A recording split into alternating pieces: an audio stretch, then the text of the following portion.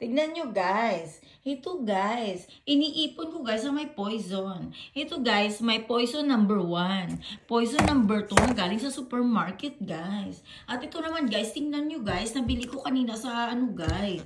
Makikita nyo guys, saan kayo nakakita ng soft drinks guys na hindi ko alam guys. Parang ano guys.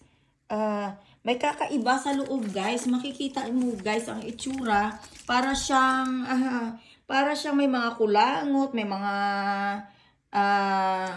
mga tamod-tamod yata dito guys na nahulog o may igit-igit o ako yakamaan guys.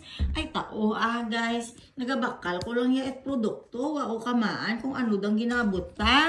Imbis nga mainom ko ya Fanta, it's more fun. Ay nako, ay nahadlo ko ya guys mag-inom basi kun pag-inom ko ya guys manabdos ko. Ay, Diyos ko. Basi ko magnabdos ako, guys, nga sa oras dahil imbutangan siguro itamudran. Diba? Di inti mo nakakita nga sarado pag-idran tapos hay ang tubig man habe, magbakal ako tubig pag if I buy a bottle of water, I feel headache. You know, all of my body, my muscles get pain. And then, this is very, very strange. Imagine, ang loob ng Fanta, guys, ay may something siya na dirty inside. Pero hindi masyadong clear kasi kailangan mong iharap sa ilaw. O, diba, guys? Sabi ko sa inyo, guys, pupunta ako ng supermarket para bumili ng poison. Kasi yun nga, guys, ang kanilang goal sa buhay. Kailangan kong tulungan sila kung paano nila ako mapatay. Pero hindi kayo iinumin, guys. Anong akala nila sa akin? Nagutuman ng soft drinks?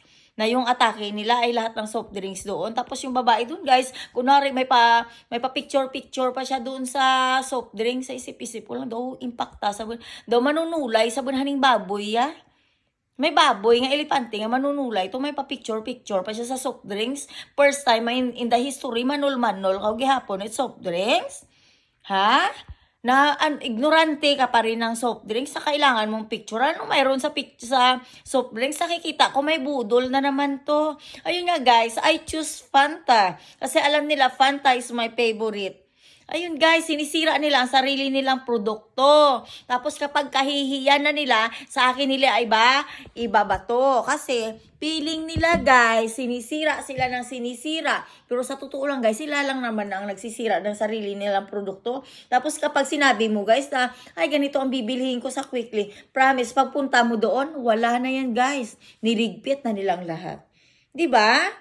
Kaya pag pumunta sila ng Pilipinas, pag pumasok ng grocery o restaurant, ma'am, we're closed, you need to go out. Ganun ninyo guys, kasi ganun yung ginagawa nila.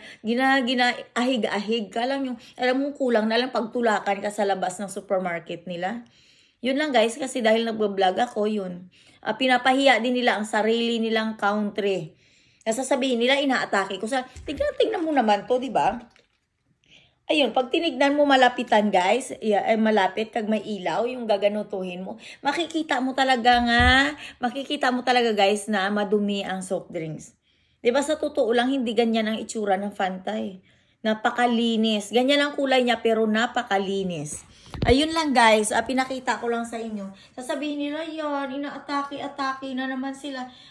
Guys, inaatake ako guys. Yun, pasimple lang. Yung nagsasayang ka ng pera mo. Kaya next time guys, pakialam ko sa soft drinks na ito. Sana nga sila ang makainom ng soft drinks. Pero I keep this kasi gusto kong ipakita kay ante. Ayun na. Ito ante, tingnan mo ante. Ha? May muri sa silidran ng timbay. Siguro ang nag-ano niyan ante, ang naggawa, nagsalsal muna bago isarado. Ayun guys, bye. Bye guys, have a nice day.